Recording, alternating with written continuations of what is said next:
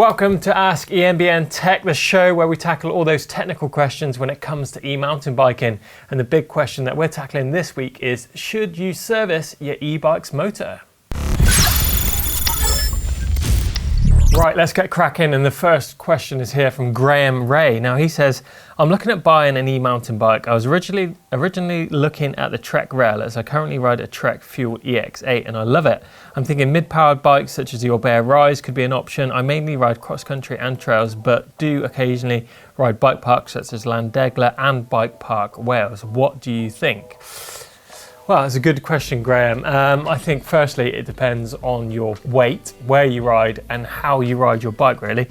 And I really think you need to get on board with that Trek Rail and try that full powered motor out before you make your mind up on a mid-assist bike. Mid-assist bikes are great and they are a real stepping stone between mountain bikes and full powered e-bikes, but you might find that mid-power bike will suit you perfectly and it'd be, the perfect tool for the job that you're describing, but you definitely need to check out that full powered bike too before you make up your mind. And Steve's actually done a great video about high power and low power bikes and mid-powered bikes, and that will be down in the description down below to find that link to that video. Right, next question is in from John Bevan and he's asking, hi, do you service your e-bike's motor or is that a job for someone with special tools and expertise? Well, that is a good question, John, and it really depends on how old your bike is. If it's brand new, then if you've got a problem with your motor, you need to take it back to your dealer to get anything sorted out. If you go tampering with that motor yourself, trying to get in there to service it or taking those covers off is definitely going to invalidate any warranty. Take it back to your bike shop with that original receipt and they should be able to sort any warranty work out for you. So it's a no to the servicing of a motor if it's in a fairly brand new bike. Actually, all that lubrication that is added to the motor will be done at the factory, and that is obviously a sealed unit. It'll probably last for about 20,000 miles, in fact, without the need to get into that motor for servicing it. So yeah, just leave that side of it well alone. Now, if you did want to get that motor serviced and it was out of warranty, say for instance you bought a second-hand bike, your best bet would be to take that motor along to a motor repair shop. Now these guys can take apart your motor, replace any bearings and belts, things like that, which could require a bit of servicing, give it a bit of a lube up and get it running sweet as when it left the factory. And also if you have a problem with some of the big brands such as Bosch and Shimano, there's plenty of service centres dotted all over the country which can help you out with any motor problems. But you can of course help your motor out by giving it a really happy life by taking apart the plastic outer covers that are on your motor, giving them a clean up using some water dispersing spray on there, some dielectric grease around the contacts to stop water getting into it. That way you're just going to keep all those horrible things at bay and keep that motor running and nice and happy.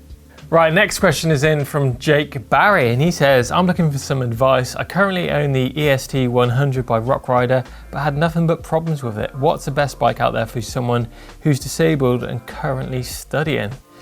Well, sorry to hear that, Jake. And to be honest, that'd be one of the bikes that I'd probably recommend for not a lot of cash. And obviously this is a hub drive bike and a fairly budget one at that.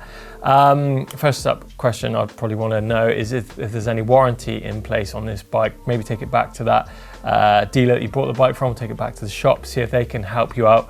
But with this bike, it is reflective in the price, the componentry that's on it. If you're riding it properly off-road, out in the mountains and giving it a lot of grief out in the hills and maybe not maintaining it as well as you could do, then you will run into problems. And as I say, that's all reflected in the price of this bike kicking off. I think it's around £900 for this. If you were to add a bit more to your budget, to replace this bike, maybe sell it second-hand, add a little bit more to your budget, you're going to get a bike that's going to be a lot more capable in those off-road scenarios, and of course the componentry on it's going to be at a better level, and in turn it should give you less of a headache when it comes to maintaining that bike. But yeah, as I say, it's a great bike out there, just need to think about probably maybe what you're doing with it and maybe how you're maintaining it.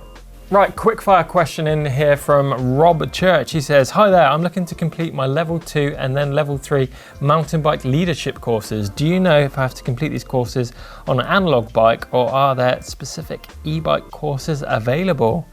Well, Rob, I had a quick look on the website and there doesn't seem to be any stipulations as to what bike you need to ride for doing these leadership courses.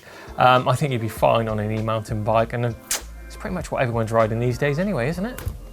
Okay, final question comes in from Richard Bates, and he's saying, I'm going to buy an e-mountain bike, but wanted to know if it's worth building one myself. Something like a Dengfu e-bike frame E05 and buying a Bafang M500 or M600 motor and getting my own components. I've got about 2,700 to 3,000 pounds at a push, and I just don't know whether to go off the shelf or build it myself. I'll be out riding trails and just going out with the family. I hope you can help. I think I feel like I'll get better components for the price if I buy it all separately, or am I wrong? Wow, good question that, Rich.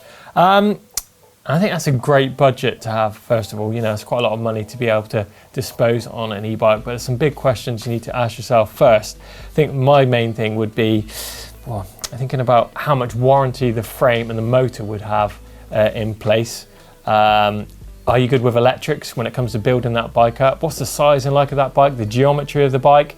And lastly, what would be the backup if those parts were to fail, you know, on the frame, or you had a problem with the motor? You've got to think about getting that bike back to the manufacturer to get it all sorted. And of course, these are all things that would be covered if you were to buy an off-the-shelf bike. Now, home builds are of course a great way of getting a bike that you really want. You can customize the components, you can choose which motor and battery you want on that bike, and both the motor and the battery and the frame that you've talked about are definitely great choices. But just looking at that Dengfu frame up on the screen now, it does look a little bit dated.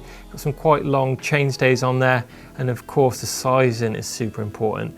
And I think taking that gamble just with buying one online without taking a look at it or even sitting on it is quite a big gamble. With your budget, I'd be more tempted to go for something like this, which is on screen now. That's really designed for the job in hand. It's perfectly within your budget, and you've got great backup and sizing. It just ticks all the boxes for me.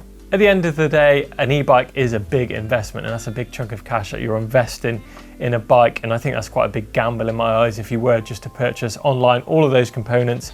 And yeah, you might have a bike that you're happy with, but on the other hand, you might have a bike that doesn't fit, it doesn't ride as well as expected. I think your best bet is to get down to your local dealer, check out the bikes they have on the shop floor, see them in the flesh, have a sit on them, try different sizes, different motors, different batteries, and really make up your mind. I think if you were to gamble, you put all your eggs in one basket, and the end product might not be something you're happy with. So just think about that, get out there and see what suits you. And there you go, that's the last question of this installment of Ask eMBN Tech. Get involved in the comments box down below if you've got any questions you want any technical advice from on your e-bike. Love to hear it. Give us a thumbs up if you enjoyed it. Make sure you subscribe to us here on eMBN, and we shall see you out there in the trails.